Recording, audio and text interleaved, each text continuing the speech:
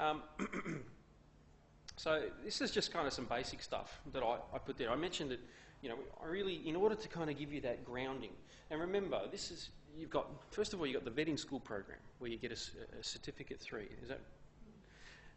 But we also offer, for those of you that finish year 12 and you want to do that, and then come and get a certificate 3 or a certificate 4 or a diploma. And I think the diplomas actually have accreditation within universities. So if you do a diploma with us in games development, you actually get credit for some of the subjects you do. So you do your actual degrees not going to be 3 years; it'll be hopefully 2. All right. In general, you always, it's a case-by-case thing, and you have to make your case. But we've got a pretty strong relationship with Monash, and I've worked for Monash. I did 4 years with them as well, so they know that there's strength behind what we deliver. So that's a good thing, right? You get time off. It's like good behaviour in prison. Art, business and technology. These are the 3 cool things about games. And you can kind of start to specialise in it. Even if you just want to learn more about games and you don't even want to be a games developer, you'll love this course. You were kind of 50-50, you don't really... Yeah, you want to go? But, I'd say about half the class are just happy to learn more about games. I think I love that, I want that. But learn more at a much deeper level than they might just go, yeah, whatever, let's play some PlayStation and beat some stuff up. And one of the things that we cover a bit of is story development. As I said, I'm looking for that kind of work now in the industry. I've worked as a screenwriter for a couple of years, right? I actually write movies. And I'm very interested in how stories get told in games as well. So, we talk about games that do that well, games that don't do it well, and we sort of see what kind of answers we can get out of it. And I have to say this as well, the games industry, not like film, but the games industry is always changing, right? The Wii and the whole motion stuff. After that came out, there's been games that we would never have thought of. We might have dreamed, wouldn't it be cool when computers can do this and that? But suddenly you've got this thing in your way running at the TV and your granddad's having a go. All right? Now, movies, this whole 3D craze? They actually did that in the 1970s. They actually already worked the technology out and they did it and people went, yeah, whatever. All right? And the reason they did it was because they were worried that people were watching too much TV and they weren't going to go to the movies anymore, so they needed a new gimmick. But you can see the point here, right? TVs, movies don't change much, but games can. And, that's, for someone who, thinks that there's a career in this, you could be that person who comes up with something that's pretty unique and you go, well, what happens if I just mix this and this? Make it, have a go, and suddenly people go, I want a piece of it. Sort of what happened with Team Fortress, right? They just put some stuff together. They are actually... Does anyone know the game Heretic? It's an old id Software game. Brandon knows it because I talked about it. But Hexen, Heretic, they're old. They use the Doom engine, right? The guys who made Team Fortress just wanted to make a version of that for Quake. But because they couldn't do wizards and elves and stuff, they did medics and stuff. They just wanted classes, and suddenly people were playing the game, and it went nuts. They had a great audience for that. We always... Sometimes I might talk a bit too much, Brandon, but most of the time we've got things that we can always discuss, right? And, as I've sort of mentioned earlier, that you basically come to us for the day. So you do a 5-hour session from 1 till 6. 1 till 6 is the basic time that you're there. Sometimes you get a break. No, you always get a half-hour break. And I try to do it with what I call studio learning. All right, I'm not... Brandon, am I a normal teacher? No. Am I a good teacher? Yeah. Okay. Because I was lucky enough to do all my teaching at university and I did it and I was allowed to do what I wanted to do. I hate exams. I think they're stupid. They only reward people that have good memories for those kind of things. Whereas there's a lot of other... Even just with that art, business and technology, games are so many different things, and just for one person who's good at memorising things, whatever, you're kind of missing out on about 60% of the other people that actually do really, really well in the industry. So we try to get you all together and working together as much as possible. because the one thing the industry wants from you guys is the ability to communicate. Because teams, these games teams, you know, the latest Call of Duty team had about 300 people in it. All right, that's huge. That's more than a film nowadays. And if you can't get on with everyone and sort of communicate what you need and whatever, it all goes to hell real quick, and it just starts to cost a lot of money.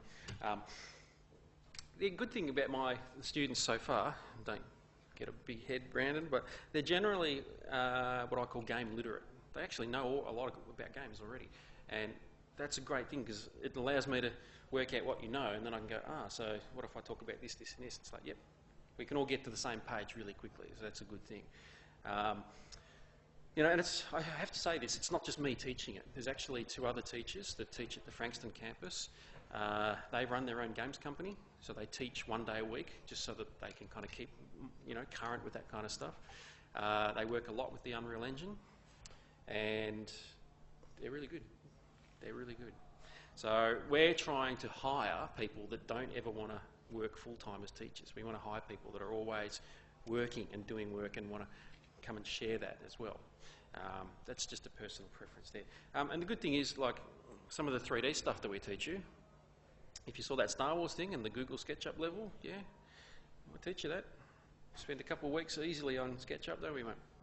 Yeah, we learn it, and then I show you how to bring what you make into SketchUp into Unreal. And then you're like, ooh. Kismet, that's another really fun thing. I'll show you some stuff on that. You know, what I had here was just a kind of a sample of the sort of things that we like to talk about. And you know, I don't often do PowerPoint presentations in the class, do I? No, I'd rather just sort of talk and do things. But sorry. Yeah, I think so. But you know, just really basic things about games that, you know, you need someone to kind of point out to you sometimes, and you realise people go, oh, a game's about choice. You ever heard that before? That's what makes a game. It also makes a bloody website as well, where you can choose what links you want to go to. But what makes good choices versus bad choices? You know, this is a thing that you start to get further and further into, and you realise, and you can start to look at some of the games that you love and realise, actually, it's probably not as good in theory and in practice, and that's probably why it annoys me. Now I can understand why it annoys me, and the best thing for you guys is to start saying, I think I know how to make it better now. I'm sure you've all had that thought. Playing a game, if they had just asked me, this game would be heaps better. Yeah? All right. And look, the beauty of what we do with Unreal and modding is that you get your chance. All right? You get your chance to make it better, and it's not as hard as you think it is. Once you've got someone who can teach you the basics, you go, cool, I want the car to go a bit faster, and I want it to explode better, and do this and do that. And it's like, cool, all right, here's how you do it. So let me just switch across. How you doing, Race? You want to jump in? And shouldn't have smashed your coffee so quick. You could have just cruised your way through. So yeah, obviously we talk about Unreal a lot. You know, I've been using it professionally for about 12 years, so I've been there right from the start.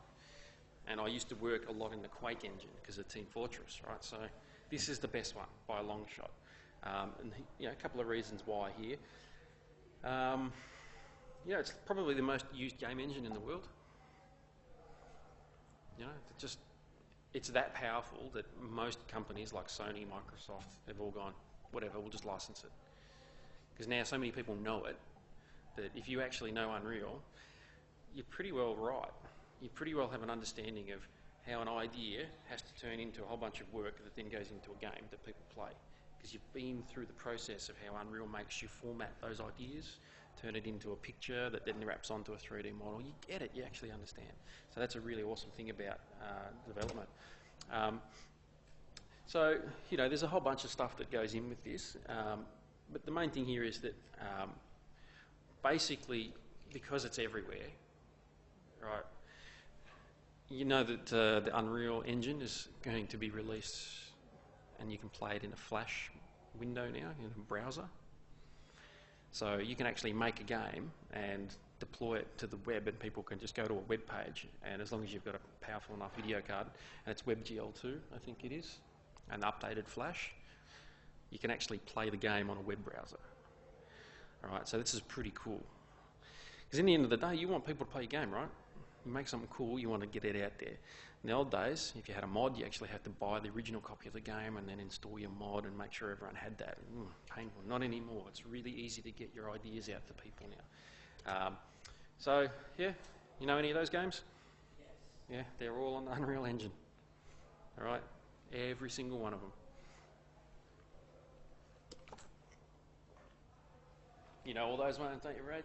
Yeah. I saw you playing Infinity Blade the other day. Yeah. What's that? Well, I understand why they had to be a bit conservative. They need to make sure they had a game that people could play and not... You ever tried playing a first-person shooter on your phone? No thanks. I don't like it much. So, in general, guys tended to do really well with Unreal. The students just eat it up, right? I've actually been pretty surprised. As I said, I taught uni, so first, second and third year kids all the time. Sorry, I call them kids, but I'm almost 40, so it's easy for me to do it. You know, I find that the vet and school guys compete very, very well against those guys. So I don't feel like I have to kind of dumb it down for you. I feel like, you know, if you're ready for it, just go for it.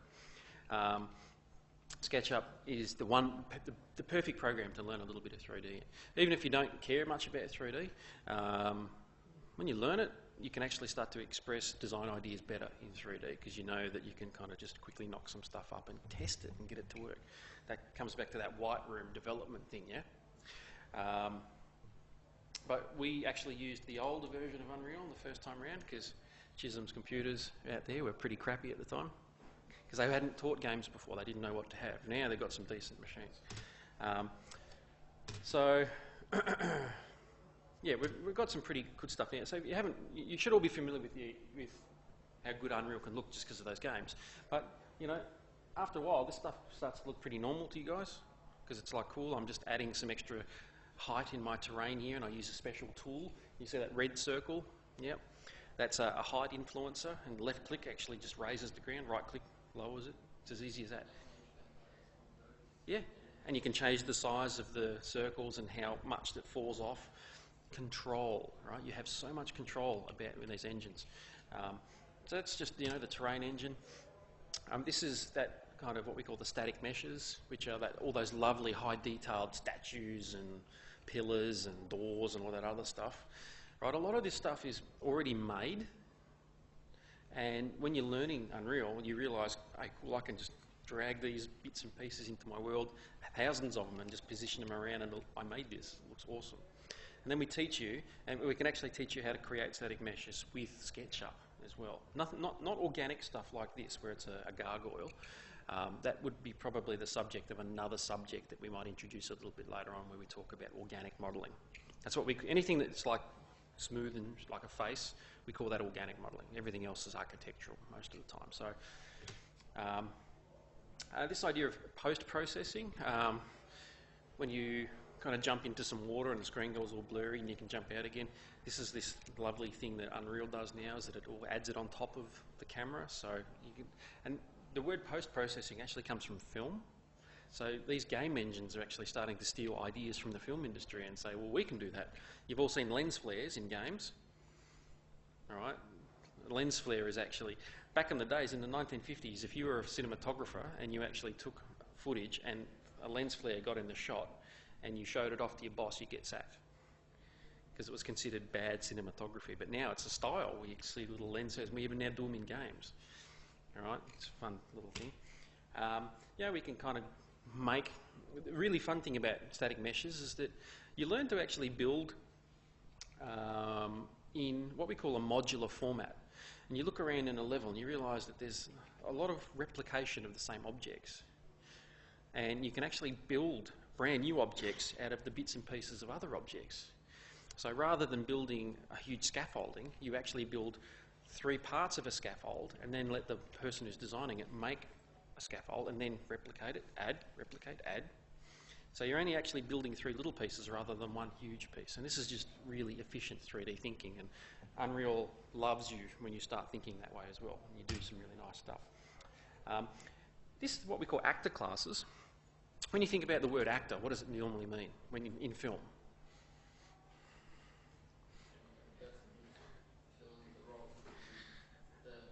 And that person is alive, they're doing something. They're different from a prop, aren't they? The prop just sits there and does nothing. In Unreal, it's the same thing. We call things actors that have properties that actually bring the world to life.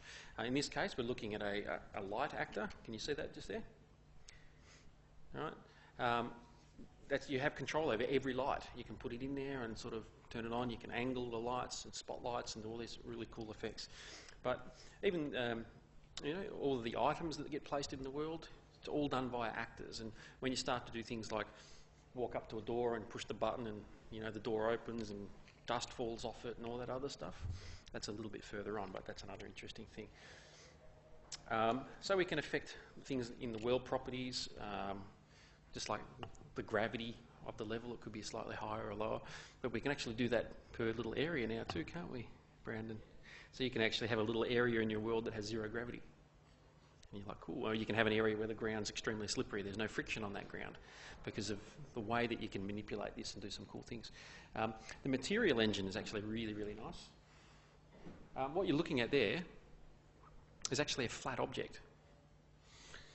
But it has this, can you see that blue thing here? If the image was a little higher, you'd actually see that the blue object here it actually has the same pattern that the concrete has here. To our eye, when we're looking at this in Unreal, it looks like it's actually concrete with heaps and heaps of detail on it. And even if you thought that that was a 3D model, it'd actually be quite a heavy 3D model because there's so many little bits and pieces. It's actually just a 2D picture with a special image here called a normal map that gets created. And the normal map gets applied into this thing that you get a whole bunch of pictures and you create a material, and the material can have its own height information, so that when the light passes over it, it looks like it's got all this extra detail on it. You start to realise, cool, they really do some really deep fundamental thing here. Decals, and you can kind of see that, where you can kind of build a world and then get like a splat like this. And there's nothing worse than playing a game and you look at a wall and you can just see that there's a texture, the tiles on it, looks a bit, it's like, I can tell it's a game because there's the texture. But in Unreal now, they have the ability, pretty much like that projector up the back there, it's throwing light. And if there was something in the way, it'd obviously do that. But you can have this thing called a decal actor, and it allows you to throw pictures on top of walls.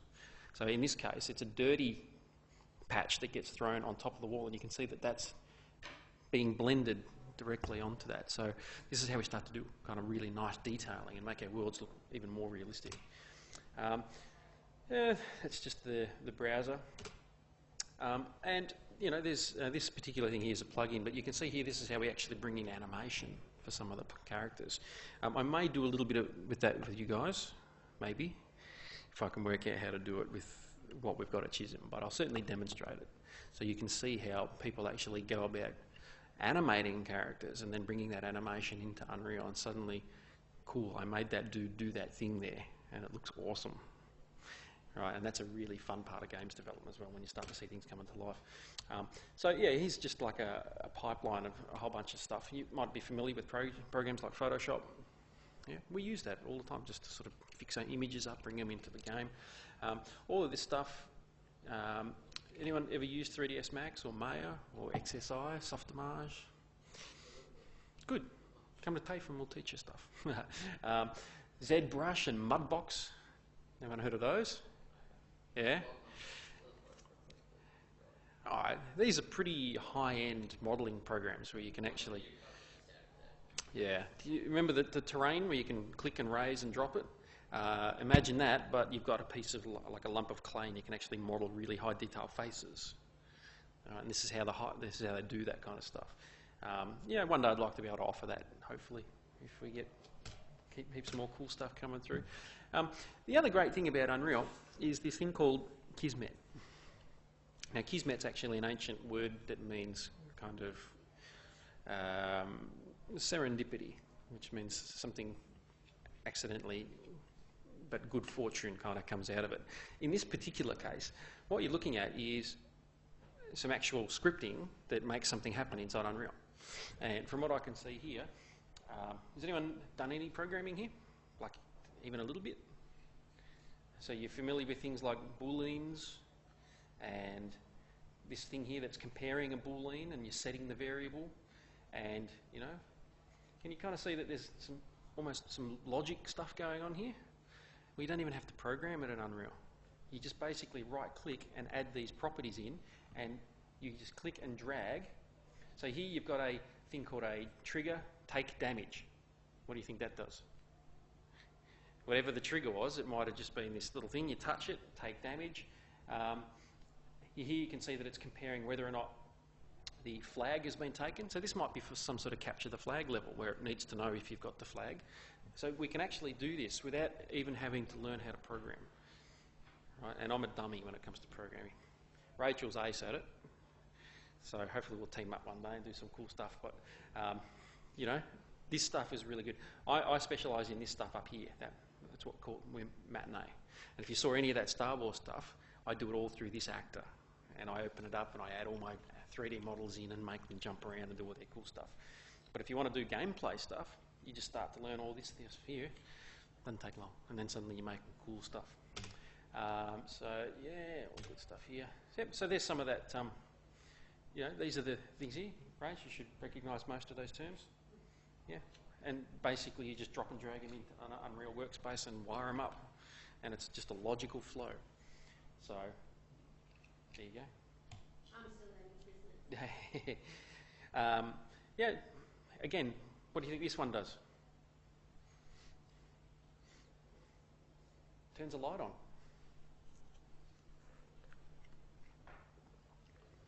It's this thing here, a trigger gets touched. And this is a great thing about games, is that 99% of the games you play are filled with hidden triggers everywhere. And you don't even know when you're touching them half the time.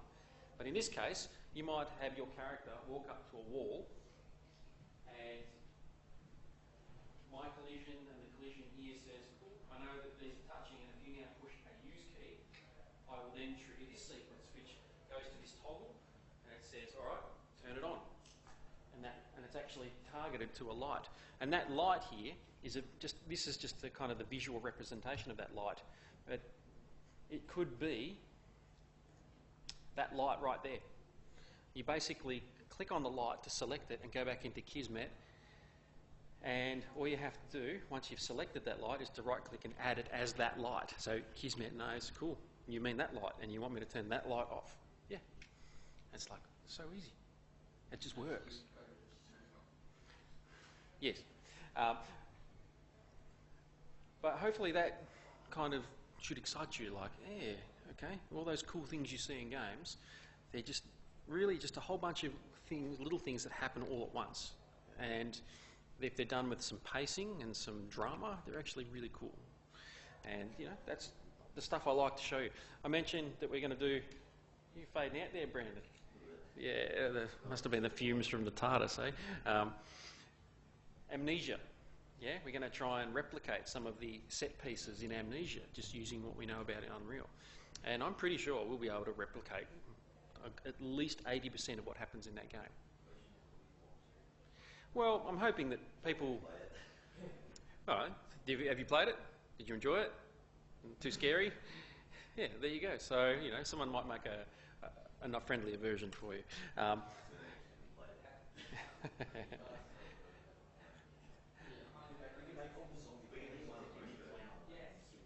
Yeah. Well, zombie clowns are even worse, right?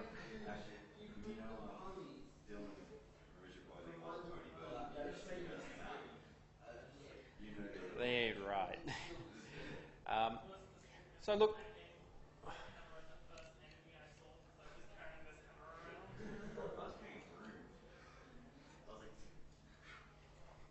So look, I can talk forever, right? I'm really good at it. Do you guys have any questions?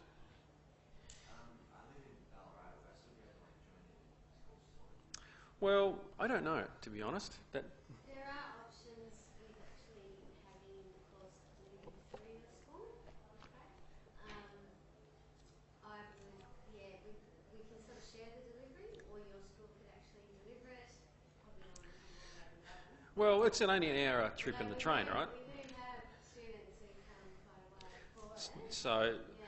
fundamentally, I don't think there's any reason why you wouldn't be allowed to come in as long as you were happy to commute, basically. And What are we doing? So have a word to your course coordinator. start to word them up. I know there's a games offering at the Ballarat University. I've actually got a lot of family in Ballarat, so I know it quite well. But ideally, I don't think there's any reason that if you liked what we're talking about here and you started to bug your school, they'll be like, well, if you want to do it, go for it. And we want you to come along, right? So. And if you're having trouble getting your school to actually make an inquiry, you could contact us directly. So we'll give you some information to contact us. It's very easy, right? Our business is to get you guys to come. Yeah. So as soon as you email us with a question, we're like, yeah, cool, come study with us, right? And look, the other thing that might help you, do you have any mates that might be interested in doing something like this? Okay, well, that makes it easier because then you can all come down together, you know, and your school might be a bit happier with that. And that's cool for us because there's more of yous, right? So, yeah. Is that a question? Yes. I was just, I'm wondering, I know you said most colleges don't really focus too much on one thing, or they're too broad, or they don't... University degrees, you mean? Yep. University. Let me clarify, in games, what do I call it? In games development, they tend to have a generic term called games development, and they're typically probably what we call a Bachelor of Arts in games development. As I said, they're not worth the paper they're printed on. What universities or colleges or whatever Look, would you recommend? any of them, just don't do a degree in games development. Go to any university, Monash, Swinburne, whatever, but do a specialised degree. Because if you're going to learn programming, you may as well learn it not from, I'm just a games guy and I only, you know, programming is they call it languages, right? It's like learning a new language. So you may as well learn languages in a very broad context so that when you sit down to do a game, when you hit a problem, you've actually got 10 different options to try, whereas the guy who went and did the game development course only has one and goes, I don't know what to do anymore. Whereas you're like, well, go that way, go that way. That's the difference, and it's the same with people who learn 3D art. They go off to go to a place that actually teaches 3D artwork for games. I thought you added something there. Yeah, absolutely. So, look, and we'll help you with that, right? Nothing would make me happier to have you guys come through and then say, I want to go off to university. I'm like, perfect, right? The best thing you can do is to get educated about anything, except in games development degrees. They're just not very good. You know, they might be good in another 5-10 years, but right now they're just no good. And I don't mind going on the record saying that. I really don't. I mean, I haven't been looking for something because I thought, well, it wouldn't be 100% focused on that. Well, even you recognise that just because you're looking at it, right? Let me tell you. The book that they had, and they didn't even have some of them didn't even have in the glossary or whatever. All the courses that got listed, I managed to find about that much of it. Yeah. These guys. Okay, so you, as someone who's a potential customer, can kind of smell it already, right? And you know they can be a lot better, and they're just not up to scratch for now. So. I noticed there are some other schools like there's a school like AIE. Yep. That I'm actually doing a short course now. Mhm. I started last night. I started doing a short course there, and they're focused more on the Unity engine. Yeah. More character development. And I noticed that they sort of split their course up into either art and game design or programming, Mm. which I thought was a bit odd because they tend to focus in the game design area. They tend to make you sort of go into art if you actually want to go into the more project manager type thing. Yeah. Understand that to teach games, it's a resource problem because you'd love to teach each part and give each part its due respect, but the practicality is you've only got 10 staff members and 50 students, and it's like, oh, we have to try and get it to work in some sort of 3-year structure. And look, AI is a good place. It's certainly much better than it was, I think, when it started out. I actually teach at another place called SAE, which is partnered with Quantum, if you've ever heard of Quantum. Yes. Yep. Yes, it also mentioned. So I've actually done some work with Quantum in my capacity as a game developer as well. You know, and I think Quantum offers a 2-year degree, so you can go in there and do it quickly, which is, yeah, that's their strength, right? That's how they differentiate themselves from a university. Because, you know, going to uni, although it's good fun and you hang out for 3 years and maybe 4 or 5, you know, sometimes you just want to get it done and start living that cool life that you want to do. So, look, you know, what I want to do is to make it, if you come and do this vet and school stuff, and then you go to AIE, you're already going to be at the top of the class, right? Because you're already going to know a heap of cool stuff, and they're going to be like, hey, wish we had more of you, right? That's my goal as a teacher, is when you go to these places, you're already doing really, really well. You know? So, look, and I've been around long enough that some of my students are actually now, I wish I could get jobs with them, but, you know, they're doing good. They're out there in the world, and they're doing well, and that's gratifying to me. It means we're doing okay. So anything else? Any other questions? Like, it seems to just come back to the, you know, if you're interested, we're here to take you in the best way we can, and, you know, start having a dialogue. Do you have like careers teachers at schools that you can talk to? Is that typically how they go about it? Just go and bug them and say, I heard about this cool vet and school thing, and, you know, don't waste your time doing multimedia or something at the high school, all right? You know, we actually, you know, deal with a few teachers that do that stuff at high school, and they just go, yeah, we'll try to teach what we can, but, you know, if you really like this stuff, and even if it's just you want to learn more about games, you don't even want to make them, still come and you'll actually have a lot of fun, I promise. Anyway, how we go? Any of that, Rach, you wanted to? I'll summarise. Yeah, please, yeah, okay, you go for it. If anyone needs to have a chat, we're going to be here for a bit. So I thought I'd just help you bug your teacher about how to actually find info. You can sort of coach them a bit. I'll just show you how to get to the vet and schools section of our website. It's not easy, is it? You can, you push the screen. Oh, you actually, I had it in Yeah. a little window. Oh, rightio. So if you go to the Chisholm website, just go all the way down to the bottom. There's actually a button there, Vet and Schools Programs, which will give them all the contact details they need. Yeah. But like I said, if you're having trouble getting your course coordinator to make the time to make the inquiry, feel free to give us a ring yourself, and we can then get in touch on your behalf. So another thing that has happened, Sandringham High School, or there's a bunch of schools, they actually, because of our first year, they took all of our content and now deliver that content at the school now. So their multimedia teachers now teach my curriculum. That's the other option I was sort of mentioning in terms of Ballarat, that there is always the option of teachers at other schools actually delivering the content. Yeah, absolutely. Yeah. And, you know, talk your mates into coming along too, all the merrier. So yeah, I'll just summarise. So you can do it as part of your VCE program or your VCAL program. And I'll just talk a little bit about pathways from there, even though Damien sort of covered all of it.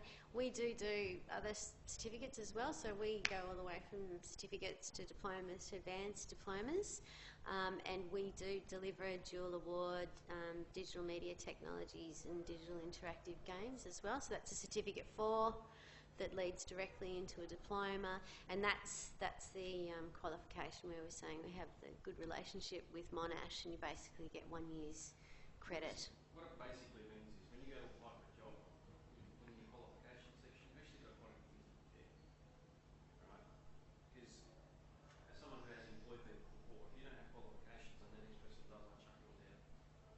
Right? So qualifications like this are critical, but they're very specific. Like, I did games this, and then the games that, and then went to here and you did that. I'm like, okay, cool. They're dedicated. I can see that. I can see it on the resume. So yeah, we just do cool stuff like Java, and we're doing HTML5, C#, all the Adobe products, PHP, because we do web development as well as part of the disciplines. So yeah, it leads on to a diploma, so you could be with us for 2 years. Second year we do industry-based learning, so we partner teams of students to someone in industry that needs some work done, so you get some hands-on experience. Depends on the project really as to what you'll be doing. And I'll just zoom past Damien's slides. There's not really too much else there. I just had some pictures and stuff. That's the fishbowl. Of the campus, yeah. That's the fishbowl. That's that Cranbourne. It's a big crazy classroom. Yeah, these are mostly pictures of Cranbourne. But yeah. So yeah, if there's any questions, you can either direct them to me or Damien now. But yeah, that's all I've got. Thanks for coming. I hope you enjoy the rest of the week. So tomorrow Friday finishes here. Yeah. Then you go to sleep very well. Yeah, so don't forget that's right, if you go to the homepage of Chisholm, that Vet and Schools button's down the bottom. It's probably the easiest way if you push your careers counsellor or your course coordinator in that direction. No, hopefully if you do something like this, it becomes your favourite subject. Best exams you'll ever do as well. I do like those. Oh, okay, yeah. I told people I didn't do exams. Not really exams, are they? You walk into class, you get put into two teams, and whoever passes it, Yeah, there's either like a quiz or you have to make a math form. I give you the specs and go run it. Tell me who does it first wins. But it's got to work. Big problem. Yeah. Anyway. How do you focus on balancing issues? Like, do you focus on balance in exam? Like, how big is that? Well, it's a very broad question, and I think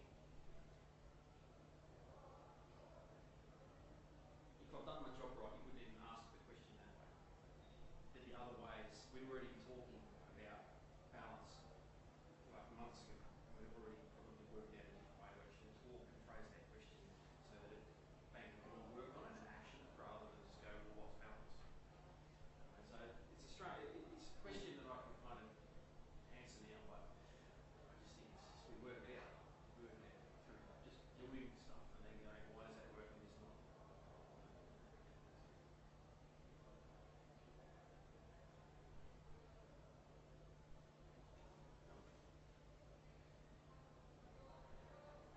That's it, guys. Feel free to take off. If you have questions, you want to come talk to us individually, we're here. Our email address is Rach. Ours? Not hard to find us, It's not, no, you can actually find me on the website. I've got different coloured hair. But if you go to career fields and click on computers, I'm the information technology That's girl. me on the right, But it's not hard. Not hard to find us. Yeah. We're easy. But if anyone wants my email, I'm happy to. Even that, If you wanna write it ask down. Andrew